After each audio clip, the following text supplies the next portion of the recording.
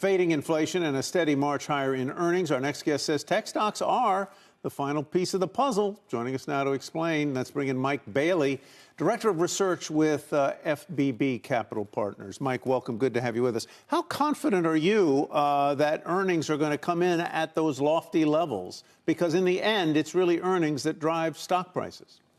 Absolutely. We feel pretty good. And I think your last commentator, Mike Santoli, had a good point about expectations for earnings. I think that is really critical. It's not only companies coming in and delivering, but it's delivering what? Delivering compared to what benchmark. So typically, analysts tend to be a little too overconfident long-term, and they get scared short-term. They take estimates down. We haven't quite seen that this time. So it could be a little bit less upside this earnings season with this cycle. However, stepping back a little bit, taking a longer-term view, companies generally are beating expectations. We may see a little bit less, magnitude of those beats, but we still see companies in pretty good shape. The economy is looking good, earnings generally growing, they're moving in the right direction. Tech stocks are that final piece, but so we're sort of pulling all these things together and looking forward to the kickoff of the big earnings season here in a week or two. People, Mike, seem to widely believe two things. Number one, this is a real rally driven by earnings growth, expanding profit margins. But number two, that the summer often can make for some tough markets. Absolutely. And I think, feeding back into that is volatility. And, you look at the VIX or the fear index, it's just, it's basically nowhere to be seen. It's as if investors are really kind of pulling back, and you could worry about some complacency feeding into markets. You really haven't seen a lot of down 2% days, for example. So you're right. You are putting some pieces together for something that could be, maybe not as exciting as folks would hope. One way to think about it, it's 4th of July week coming up. People are going to be seeing fireworks. What are investors looking for? So the big pieces that are out there, the economy, that's nice. Fireworks looking pretty good. Earnings are pretty good. The last piece, the big finale, is really tech stocks and tech earnings. We haven't seen that yet. Investors are really waiting for that big finale, and that really could feed back into things. You mentioned the Intel disappointment years ago.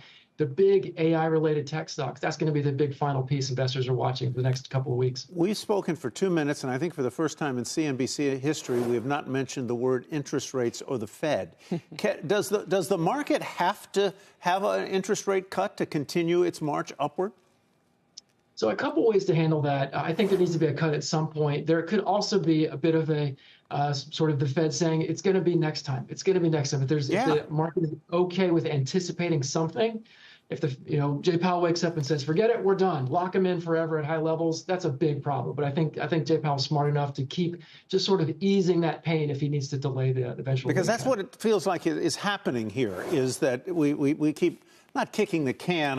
That's too harsh a metaphor and a terrible cliche to boot. But at any rate, we keep moving the ball down the field so that but it is keeping the interest rate argument in the stew somewhere.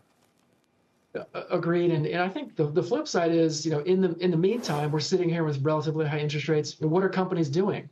Oh, by the way, they're doing just fine. They're growing earnings and stocks are going up. So I think the situation is pretty good right now for companies, and they're able to handle a lot of the higher rates.